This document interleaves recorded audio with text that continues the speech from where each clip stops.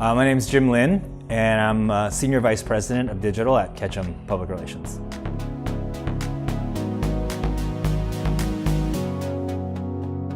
I think in today's marketing and PR world, it's all about authenticity.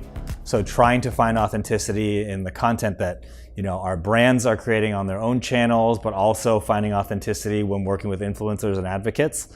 At the end of the day, because of digital and social and all the conversation that's being generated today, that conversation has to be authentic in order for the public to really kind of accept that message and run with it.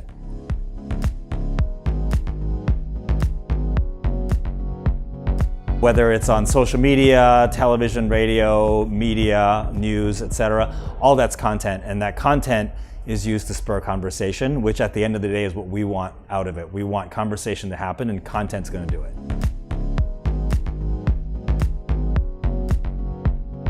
Yeah, I think the main challenge that Social Native helps us to solve is what I call putting your product or service in the wild. I work with influencers a lot in my job, and traditionally it's been high reach, high influence influencers, everyone from celebrities to YouTubers to big bloggers. What that does is I call create aspirational content that lots of people kind of want to be like or achieve. There hasn't been really a way with scale to really get your product in the wild with a different type of influencer, one that people identify with rather than admire. I think Social Native really solves that because these people have a very friends and family audience, and to me that's really important. I feel that the degree of influence is higher when you're talking to your friends or someone you know or identify with rather than admire. So that really helps us seed the product or service in the wild, while we kind of from above work with higher tier celebrities and influencers to create that aspirational content that gets attention. But I think any campaign needs that grassroots in the wild content as well, so that regular folks can also identify with that product or service and think, wow, that's something for me too, or I could really use that.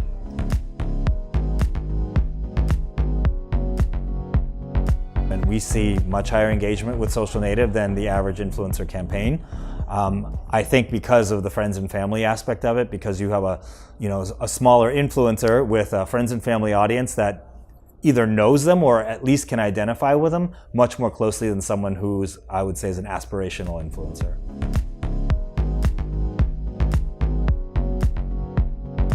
Well, I'd say Social Native is an essential part of any campaign where you want to reach consumers and show your product in everyday use. I think it's great to have content that's kind of up there and aspirational and really dazzling, but at the same time, it's just as important to show your product in everyday use. And I think Social Native is great for that. It like I said before, it creates that grassroots awareness that I think is so important, because until people can kind of picture themselves using something or doing something, I think that product or service remains kind of up there. But until you can see your neighbor or your friend or your cousin using it, that's when you can start realizing, oh, I see how I could use it in my life or in my home or with my kids or family. And so for every campaign that I think about what are we going to do at the grassroots level and what are we going to do at the kind of higher tier level. And that way, when we approach it from above and below, then we've really been able to position that product or service in a way that will incite action when people see it.